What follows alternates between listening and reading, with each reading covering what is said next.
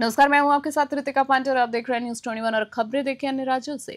आदिवासी समुदाय ने आरक्षण की रक्षा के लिए विशाल मार्च निकाला। जी आपको बता दें, जहां पिछले वर्षों से आदिवासी मुख्यधारा से वंचित रहे हैं और अब भारतीय संविधान के अनुसार उन्हें अनुसूचित जाति जनजाति में आरक्षण का अधिकार है। पूरे महाराष्ट्र में आरक्षण के मुद्दे पर रोष व्याप्त होने के कारण बुलढाणा में आदिवासियों ने प्रदर्शन का आयोजन किया है। वहीं बता दें, मार्च का शुभारंभ जीजा माता सभागार से हुआ है और जय स्तंभ चौक होते हुए जिला मजिस्ट्रेट कार्यालय तक गया है। हजारों की संख्या में आदिवासी लोग इसमें शामिल हुए हैं, जिसमें पुरुष और महिलाएं पारंपरिक वेशभूषा से सजे नजर आए हैं। बंजारा और धनगर समुदाय को अनुसूचित जाति में आरक्षण दिए जाने के विरोध में प्रदर्शन किया गया है। बुलढाणा पुलिस ने मार्च के दौरान कड़ी सुरक्षा व्यवस्था की है। वहीं प्रदर्शनकारियों ने अपनी मांगों पर तत्काल कार्रवाई करने की अपील की और सरकार से आरक्षण नीति में स्पष्टता लाने का अनुरोध किया है। बुलढाणा से प्रवीण सबकाल की रिपोर्ट। शहराचं नाव पूर्वी भिलटाणा होतं, तिथूनच अन्याय सुरू झालेला आहे, नंतर बुलढाणा झालं। संपूर्ण महाराष्ट्रामध्ये आदिवासींचे आंदोलन उभे आहेत।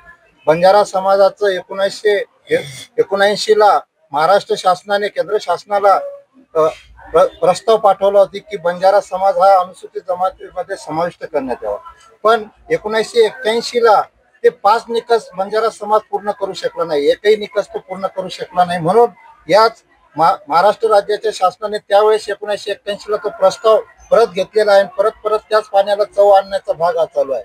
जर 26 नोव्हेंबर 1949 ला बाबासाहेबांनी जर संविधान सभेमध्ये सगळे हे गॅजेटर असतील, हे राजे असतील, हे सगळे गुंडाळून फेकलेले आहे। या देशाने संविधान स्वीकारलेलं आहे।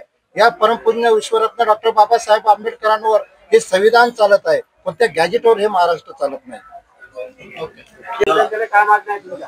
आमच्या अशा मागण्या होत्या की बाबा जे महाराष्ट्रभर जो धनगर समाज बांधव आणि बंजारा समाज बांधव जे हैदराबाद गॅजेटच्या बाजू मांडून जो एसटी कॅटेगरीमध्ये घुसखोरी करण्याचा प्रयत्न करतो आहे, त्या बाबतीत आम्ही सर्व आदिवासी समाज बांधव एकजुटीने रस्त्यावर उतरून त्या बाबतीत निदर्शनाने मांडलेलं आहे की बाबा हिच्यामध्ये कोणत्याही समाज बांधवांचं घुसखोरी होऊ नये, त्यासाठी आम्ही कलेक्टर साहेबांना निवेदन दिलेलं आहे।